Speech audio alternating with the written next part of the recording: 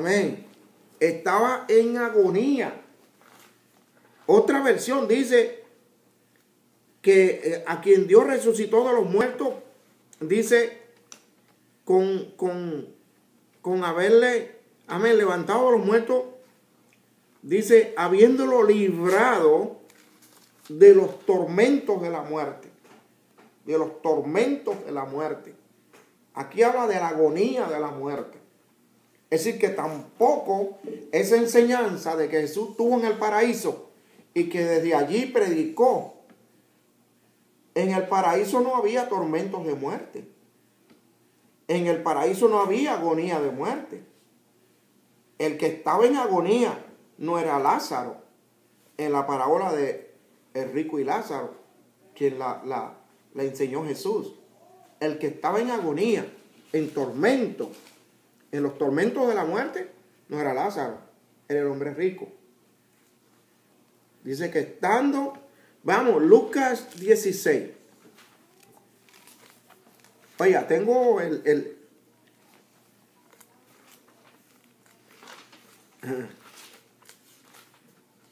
tengo el dedo bien tremendo. Amén.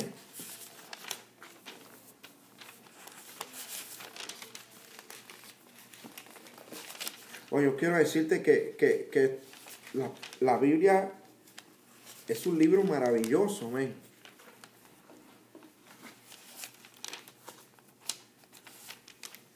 Yo dije Lucas, ¿verdad?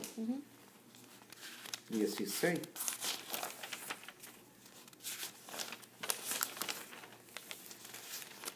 Que Dios es maravilloso, amén.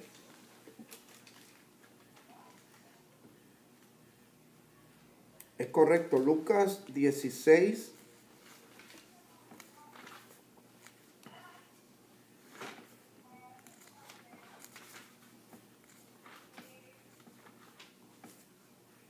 Amén. Lucas 16, 23. Dice, y en el Hades alzó sus ojos estando en tormentos. Este es el hombre rico, pero vamos a leer el 22. Y sucedió que murió el pobre y fue llevado por los ángeles, dice, al seno de Abraham. Y murió también el rico y fue sepultado. ¿Qué cosa? Uno fue sepultado y después de muerto, está hablando pues supuestamente que los dos fueron sepultados y fueron enterrados sus cuerpos en el cementerio. Pero aquí él no está hablando de esa clase de sepultura del cuerpo, está hablando del espíritu. Y dice que Lázaro fue llevado por los ángeles al seno de Abraham. La palabra seno, aquí la palabra seno es una palabra figurativa. El seno habla en figura de una túnica que tenía de un bolsillo, una bolsa de doble encaje que tenía la túnica de los príncipes. Le cosían un doble bolsillo y ahí ponían en ese bolsillo dentro de la túnica, en el seno, las cosas de más valor para ellos, de más importante.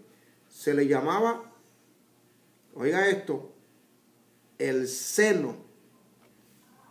Aquí la palabra seno de Abraham habla de un cuidado de Abraham hacia Lázaro y de protección. Habla de cuidado y de protección. Es decir, que lo que está hablando aquí en esta palabra seno, está hablando en un sentido figurativo que se está refiriendo a un cuidado de Abraham y de protección a Lázaro. Lo estaba protegiendo y lo estaba cuidando. Y lo estaba, ¿qué? Consolando. Luego le dice en el verso 23, dice, y en el Hades alzó sus ojos. Este es el hombre rico. Dice, alzó sus ojos estando en tormentos y vio a Abraham a lo lejos y a Lázaro en su seno. Y gritando dijo, Padre Abraham, ten misericordia de mí y envía a Lázaro para que moje la punta de su dedo en agua y refresque mi lengua, porque estoy en agonía en esta llama. Estoy en agonía. Y Hechos 2:24 dice que Dios, al resucitar a Cristo entre los muertos, puso fin a la agonía de su muerte, a la agonía. Y estaba en agonía, en los tormentos de la muerte, estaba en agonía. Muchas veces la palabra agonizar, agonía, a veces nos referimos a ella como a alguien que no se puede morir, ¿verdad, Tito? Uh-huh. Como alguien que no se puede morir, que tiene que confesar un pecado oculto, que hay algo que tiene que resolver antes de morirse. Y nos referimos muchas veces a eso como la agonía de la muerte. Pero aquí está hablando de que la agonía de la muerte a lo que se refiere es a los tormentos de la muerte. A los tormentos de la muerte espiritual. Porque estamos hablando de muerte espiritual. ¿Verdad? Es decir que, porque cuando uno se muere el cuerpo no sufre. Se vuelve polvo. Vuelve al polvo de donde vino, Tito. Y ya no sufre más. Pero sufre el que muere en pecado, es el que sufre después de la muerte. Su espíritu es atormentado, entra en una agonía de muerte después de la muerte. Interesante, ¿verdad? Es interesante porque aquí también nos habla de que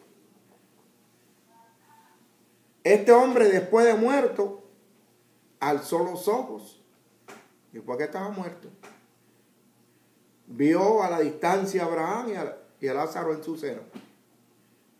Después que estaba muerto, tenía sed, estaba en la agonía de la muerte. Después que se había muerto, su espíritu estaba en agonía, su espíritu tenía sed. Su espíritu estaba en agonía después que estaba muerto. Y le dijo, Padre Abraham, envía a Lázaro que moje la punta de su dedo en agua y refresque mi lengua, porque soy atormentado en esta llama. Estaba en el fuego, oye. Después que su cuerpo lo habían puesto en la tumba, su espíritu estaba en agonía. Estaba en agonía porque estaba sufriendo los tormentos de la muerte espiritual. Interesantísimo, ¿verdad? Gracias a Dios que Cristo nos abrió un camino nuevo y vivo a la presencia de Dios. Amén, hermano. El cual inauguró con nosotros. Fue como un precursor. Fue el primero en resucitar de los muertos. Amén. Fue el primero y el único hasta ahora que resucitó de los muertos. Pero Él no resucitó solo. Dios lo levantó de los muertos. Veamos acá en el libro de Hebreos 5:7. Hebreos 5:7. Oiga, la Biblia tiene para todo, dice Hebreos 5:7, Cristo en los días de su carne, habiendo ofrecido oraciones y súplicas con gran clamor y lágrimas al que le podía librar de la muerte, fue oído a causa de su temor reverente. Fue oído a causa de su temor reverente. Cristo en los días de su carne, dice, con gran clamor y lágrimas, suplicó al que le podía librar de la muerte. Él no se podía librar él mismo de la muerte, porque era hombre. Cristo era hombre. Y como hombre, él no tenía poder sobre la muerte. Cristo no tenía poder sobre la muerte como hombre, porque él como hombre murió por nuestros pecados, como hombre. Interesante. Y como hombre, en los días de su carne, tuvo que suplicar al que le podía librar de la muerte. Dice, y fue oído a causa de su temor reverente. Luego el verso 8 dice, y aunque era hijo, aprendió obediencia por lo que padeció. Aunque era hijo, aunque era el hijo de Dios, aprendió obediencia por lo que padeció, dice. El verso 9, y habiendo sido hecho perfecto, oiga, habiendo sido hecho perfecto. Quiere decir que como hombre, la parte que él recibió de María no era perfecta, porque María no era perfecta. María era una mujer prima de Elizabeth, la mamá de Juan el Bautista. Era de la descendencia, amén, de la tribu de Leví, de los sacerdotes. Porque Elizabeth descendía, amén, de la tribu de Leví. Es decir que si María era prima de Elizabeth, también era descendiente también de los sacerdotes.